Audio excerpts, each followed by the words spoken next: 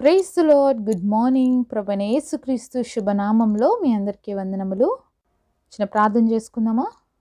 మమ్మల్ని ఎంతో మిక్కిలిగా ప్రేమించిన మా ప్రియ పరలోకమందున్న తండ్రి, నీ ఘనమైన శ్రేష్టమైన నామాన్ని బట్టి మీకు వందనాలు చెల్లిస్తున్నాం ప్రభా. మరొక దినాన్ని మా జీవితాల్లో ఇచ్చినందుకు వందనాలు తండ్రి. ఉదయకాల సమయంలో మా అందరితో మాట్లాడండి. ఆత్మీయంగా మమ్మల్ని బలపరచమని, స్థిరపరచమని యేసు నామములో ప్రార్థిస్తున్నాము తండ్రి. ఆమేన్. ఈరోజు దేవుని వాగ్దానము హబక్కూకు గ్రంథం 3వ అధ్యాయం 19వ వచనం. ప్రభువగు యెహోవాయే నాకు బలము. Habakkuk chapter 3 verse 19. The Lord God is my strength. దేవుడు ఇచ్చినటువంటి అద్భుతమైన వాగ్దానం మనందరి జీవితంలో నెరవేర్చబడును గాక. ఆమేన్. ఈ ఉదయకాల సమయంలో ఈ వాక్యం ఇచ్చినటువంటి మీలో ఎవరైనా బాధపడుతున్నారండి? నేను బలహీనుడను, నాకు బలం లేదు, నేను శక్తిహీనుడనని మీరు బాధపడుతున్నట్లయితే దేవుడు మనతో మాట్లాడుతున్నటువంటి అద్భుతమైన మాటను చేసి మనం బలం తెచ్చుకోవాలండి. ప్రభువగు యెహోవాయే నాకు బలము. మన బలం దేనికి సరిపోదు, మన శక్తి దేనికి సరిపోదు, కానీ దేవుడే మనకు బలంగా ఉన్నప్పుడు ఏ కార్యమైనా చేయగలుగుతాం. సరే, మనము జెకర్యా గ్రంథము 4వ అధ్యాయము 7వ వచనం చూద్దాము. యెహోవాకు ఇదే శక్తి చేతనను బలము చేతనను కాక నా ఆత్మ చేతనే ఇది జరుగునని సైన్యములకు అధిపతి యెహోవా సెలవిచ్చెను. సో ఈరోజు దేని బట్టి మీరు నాకు బలం లేదనుకుంటున్నారు?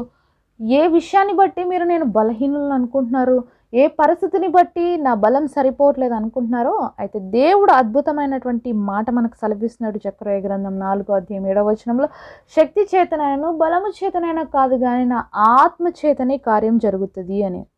కాబట్టి ఈరోజు మన శక్తి సరిపోనప్పుడు మనం ప్రతి విషయంలో బలహీనులమేనండి, మనం ఏమి చేయలేము. అయితే దేవుడు బలవంతుడు కాబట్టి ఆయన శక్తి చేత ప్రతి కార్యాన్ని చేయుటకు ఆయన సమర్థవంతుడు. మన శక్తితో ఏది జరగదు, మన బలంతో ఏది జరగదు, కానీ ఆయన ఆత్మ ద్వారానే మన జీవితంలో ప్రతి కార్యము జరుగుతుందని విశ్వసిద్దాము.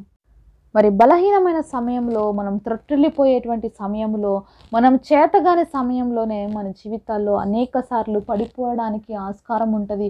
అనేక సార్లు మన జీవితంలో వెనదిరిగిపోవడానికి ఆస్కారం ఉంటుంది. అలాగే అనేక సార్లు దేవుడు విడిచిపెట్టి దేవునికి దూరంగా వెళ్ళిపోయేటువంటి పరిస్థితులు కూడా మన జీవితంలో చాలాసార్లు వస్తూ ఉంటాయి. అయితే ఈ బలము మనం తిరిగి పొందుకోవాలి అంటే దేవుడి దగ్గర మాత్రమే సాధ్యమవుతుంది. సరే, మనము యెషయా గ్రంథము 57వ అధ్యాయము 10వ వచనం చూద్దాము. నీ దూర ప్రయాణము చేత నీవు ప్రయాసపడినను అది అసాధ్యమని నీవు అనుకొనలేదు, నీవు బలం తెచ్చుకుంటేని గనుక నీవు సొమ్మసిల్లలేదు. ఇవాడు చాలా అద్భుతంగా ఉంది కదండి. ఎందుకంటే దూర ప్రయాణం చేత నువ్వు ప్రయాసపడినను అది అసాధ్యంగా నీకు అనిపించలేదు అంటే, కొన్నిసార్లు మన జీవితంలో ఎందుకు మనం బలహీనులమవుతాం, ఎందుకు బలం లేని వాళ్ళుగా అనిపిస్తామంటే మన ప్రయాణాలు చాలా దూరంగా ఉంటాయి.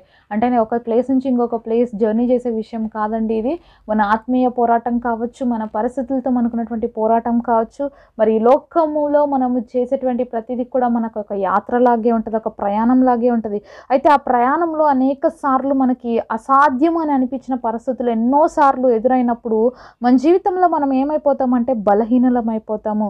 అనేక సార్లు మన శరీరంలో బలమే లేదేమో అనిపించేటువంటి పరిస్థితుల్లో కూడా మనం చాలాసార్లు వస్తాం. ఎందుకంటే పరిస్థితులు అంత దయనీయంగా, అంత దారుణంగా ఉంటాయి. అయితే ఇక్కడ ఒక విశ్వాస జీవితంలో మాత్రం ఎలా అనిపిస్తుంది అంటే, అది దూర ప్రయాణమైనా, అది ప్రయాస అయినా, అది కష్టమైనా, అది అసాధ్యమైనా కూడా వాళ్ళకి అలా అనిపించదంట. ఎందుకంటే దేవుడే నా బలము, దేవుడే నా శక్తి అని నమ్ముకుంటారు. కాబట్టి దేవుణ్ణి ఎవరైతే సంపూర్ణంగా అంగీకరించి దేవుడి దగ్గర నుంచి వాళ్ళ యొక్క బలాన్ని పొందుకుంటారో వాళ్ళెప్పుడు కూడా వాళ్ళ జీవితంలో సొమ్మసిల్లిపోరు అని దేవుడు వాక్యం సెలవిస్తూ ఉంది. ఈరోజు నువ్వు సొమ్మసిల్లిపోయేటువంటి పరిస్థితులు నీ జీవితంలో ఉన్నట్లయితే నువ్వు దేవుని యొక్క బలాన్ని ఆశ్రయించటం లేదేమో ఒకసారి ఆలోచిస్తావా?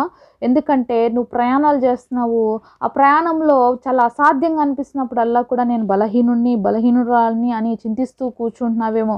అంతేకాకుండా దేవుడి శక్తి మీద ఆధారపడకుండా, దేవుని బలం పైన ఆధారపడకుండా అనేక సార్లు మన సొంత శక్తి చేత, మన సొంత బలం చేత, మన జ్ఞానం చేత చేయాలని ఎన్నోసార్లు ప్రయాణం చేస్తూ ఉంటాము, అలాగే ఎన్నోసార్లు ప్రయత్నాలు చేస్తూ ఉంటాము. వాటన్నిటిలో విఫలం వచ్చినప్పుడు సొమ్మసిల్లిపోతూ ఉంటాము, బలహీనమైపోతూ ఉంటాం. నిజమే కదండి. ఈరోజు ఎన్నిసార్లు మన జీవితాల్లో ఇలాంటి ఓటమిని ఎదుర్కోలేదు, ఎన్నిసార్లు మన జీవితంలో నిరాశ పడిపోలేదు, ఎన్నిసార్లు వెనదిరిగిపోలేదు మనము, ఎన్నిసార్లు శక్తిహీనులమైనట్లుగా బలహీనులమైనట్లుగా మన జీవితాల్లో పడిపోయిన స్థితిలోకి మనం ఎన్నిసార్లు రాలేదు, వచ్చాము కదా ఎన్నోసార్లు. అయితే ఈరోజు మన ముందున్నటువంటి ప్రయాసం చూసి, మన ముందున్నటువంటి పరిస్థితులను చూసి దిగులు పడే వారంగా, దుఃఖపడే వారంగా, వేదనతో కృంగిపోయి బలహీనులమైపోయే వారిగా ఉండకుండా, దేవుడే నాకు బలము, దేవుడే నా శక్తి, దేవుడే నా సమస్తమని మనం నమ్మినప్పుడు మనకెంత కఠినమైన ప్రయాణాలు ఉన్నా, ఎన్ని అసాధ్యకరమైనటువంటి పరిస్థితులు ఉన్నా, దేవుని చేత బలాన్ని తెచ్చుకొని సొమ్మసిల్లిపోకుండా పరిస్థితులను ఎదుర్కొంటాము. అందుకనే భక్తుడైనటువంటి హబక్కూకు ఇంత గొప్ప మాటని చెప్పాడండి. ఇది చాలా మనకి చూసిన వచనం చాలా చిన్నగా అనిపిస్తుంది, కానీ అధ్యాయంలో ఆ పరిస్థితులు చూసినప్పుడు చాలా భయంకరంగా ఉన్నాయండి. ఒకసారి హబక్కూకు గ్రంథము 3వ అధ్యాయము 17వ వచనం నుంచి కొన్ని వచనాలు చూద్దాము. అంజూరపు చెట్టు పూయకుండెనను, ద్రాక్ష చెట్టు ఫలింపకపోయినను, ఒలీవ చెట్టు కాపు లేకయుండినను, చేనిలోని పైరు పంటకు రాకపోయినను, గొర్రెల దొడ్డిలో లేకపోయినను, సాలలో పశువులు లేకపోయినను, నేను యెహోవా యందు ఆనందించెదను, నా రక్షణకర్త అయిన నా దేవుని యందు నేను సంతోషించెదను, ప్రభువగు యెహోవాయే నాకు బలము. ఇక్కడ మనం చదివిన ప్రతి వచనంలో కూడా లేకపోయినను లేకపోయినను లేకపోయినను లేకపోయినను ఇదే ఇదే ఇదే వచనం రిపీటెడ్గా చూస్తున్నాం. అయినా భక్తుడు ఏమంటున్నాడు తెలుసా? నేను యెహోవా యందు ఆనందిస్తాను, నా దేవుడు నాకు రక్షణకర్త కాబట్టి నేను ఆయన యందు సంతోషిస్తాను. నువ్వు చెప్పగలవా ఈరోజు నా జీవితంలో ఏమీ లేకపోయినా నేను ఆనందిస్తానని? నువ్వు చెప్పగలవా నా పరిస్థితులు ఇంత కఠినంగా ఉన్నా కూడా నేను దేవుడిలో సంతోషించగలనని? ఇక్కడ దేవుడి భక్తుడైనటువంటి హబక్కూకు జీవితంలో చెప్తున్నటువంటి మాట చూడండి. అంజూరపు చెట్టు పూయకుండినను, ద్రాక్ష చెట్టు ఫలింపకపోయినను, ఒలీవ చెట్టు కాపు లేకయుండినను. మరి ఏమిటికి ఫలాలే లేవండి, ఎక్కడ చూసినా లాభమే లేదు, అన్ని చోట్ల నష్టము. చేనులో మరి పంట కూడా చేతికి రావట్లేదు, మరి గొర్రెల దొడ్లో మరి గొర్రెలే లేవు. ఎంత బాధకరం. మరి పశువుల సాల్లో పశువులే లేవంట. ఎక్కడ చూసినా లేని స్థితి అతని జీవితంలో కనిపిస్తుంది. అయినా కూడా దేవుడి యందు ఆనందించడం నేర్చుకున్నాడు భక్తుడైనటువంటి హబక్కూకు. ఈరోజు నా జీవితంలో ఇలాంటి పరిస్థితులే ఉన్నాయేమో, నీ దగ్గర డబ్బు లేదేమో, నీ దగ్గర మరి ఉండవలసినటువంటి ఏవి లేవేమో, నీకు కావాల్సినటువంటి చదువు లేదేమో, ఉద్యోగం లేదేమో, నీకు కావాల్సిన రీతిగా భార్యాభర్తలు లేకపోవచ్చేమో, బిడ్డలు లేకపోవచ్చేమో, నీ పరిస్థితులు అన్ని విషయాల్లో ఓడిపోయిన స్థితి నీ జీవితంలో ఉందేమో. అయితే ఈరోజు దేవుడు నీతోనే మాట్లాడుతున్నాడు. నీ దేవుడిని నువ్వు కలిగి ఉండు, ఆయనే నీకు బలముగా కలిగి ఉండు. అప్పుడు నీ జీవితంలో ఏముంటుంది తెలుసా? దేవుడిచ్చేటువంటి ఆనందం ఉంటుంది. అందుకనే ఇక్కడ 19వ వచనంలో అంటున్నాడు, ప్రభువగు యెహోవాయే నాకు బలము, ఆయన నా కాళ్ళను లేడి కాళ్ళ వలె చేయను, ఉన్నత స్థలముల మీద ఆయన నన్ను నడవజేయను. ఎందుకు లేవు ఇవన్నీ నీకు ముందు అంటే, నువ్వు దేవుడి దగ్గరికి రావడానికి ఒకటి, నువ్వు దేవుడి దగ్గరికి వచ్చినప్పుడు ఆయనలో నువ్వు ఆనందిస్తున్నప్పుడు, ఏమి లేకపోయినా దేవుళ్ళలోకి వచ్చి నువ్వు ఆనందిస్తున్నప్పుడు దేవుడే నీ జీవితంలో నీకు బలంగా ఉండి నీ కాళ్ళను లేడి కాళ్ళ వలె చేస్తాడంట. ఎంత అద్భుతమైన మాట అండి. ఎంత ఫాస్ట్గా పరిగెత్తది లేడీ, ఎంత ఫాస్ట్గా అది గమ్యాన్ని రీచ్ అవుతుందో మనందరికీ తెలుసు. అయితే దానికి ఎంత శక్తి ఉంటుంది, ఎంత ఫాస్ట్గా పరిగెడుతుందో మనకి తెలుసు. మరి ఒక బలహీనమైన వ్యక్తి ఇంత ఫాస్ట్గా పరిగెత్తడం సాధ్యమవుతుందంటారా? అది హైలీ ఇంపాసిబుల్. కానీ నువ్వు దేవుడి దగ్గరకు వచ్చినప్పుడు, యెహోవాను నీ జీవితంలో నువ్వు బలంగా కలిగి ఉన్నప్పుడు నువ్వు లేడి పిల్ల వలె మరి గంతులు వేస్తావు. అంతేకాకుండా ఆ విధంగా పరుగులు తీస్తావు. అలా జరిగినప్పుడు నీ జీవితంలో నువ్వు ఎక్కడ ఉంటావంట? ఉన్నత స్థలముల మీద దేవుడు నడవజేస్తాడు. ఎందుకు ఈరోజు నీ జీవితంలో ఏమీ లేవు లేవు లేవు లేవు లేవు అనే మాట వింటున్నావంటే, ఒకరోజు దేవుడిని నువ్వు ఉన్నత స్థితిలోకి తీసుకుపోవాలనే ఈరోజు నీ జీవితంలో ఏవి లేవిగా చేస్తున్నాడు. ఒకవేళ ఈరోజు నీ జీవితంలో కూడా ఏమీ లేవని నువ్వు బాధపడుతూ కూర్చొని కృంగిపోవద్దు, నిరాశపడద్దు. భక్తుడు చెప్తున్నట్లుగా దేవుడి యందు ఆనందించి, ఏం లేకపోయినా పర్లే నాకు దేవుడు ఉన్నాడు కాబట్టి దేవుళ్ళు ఆనందించినప్పుడు దేవుడు ఏం చేస్తాడంట?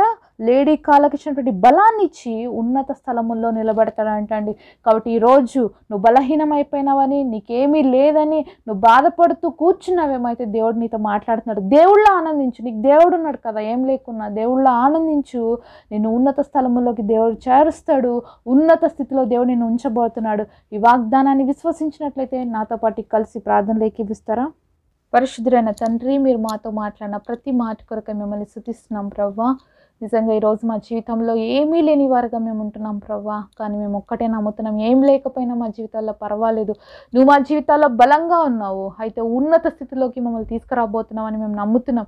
ఈ వాగ్దానం అందరి జీవితంలో నెరవేర్చండి. ఎవరు ఈరోజు నేను బలహీనుల్ని, నాకు శక్తి లేదు, నేను సొమ్మసిల్లిపోతున్నాను, నా పరిస్థితులు అన్నీ కూడా ధైర్యంగానే ఉన్నాయి, ఏమీ లేని స్థితిలోనే ఉన్నాయని బాధపడుతున్నారు, ప్రతి ఒక్కరి జీవితంలోని అద్భుతం చేసి ఉన్నతమైన స్థితిలో నిలబెట్టమని యేసు నామములో ప్రార్థిస్తున్నాము తండ్రి. ఆమేన్.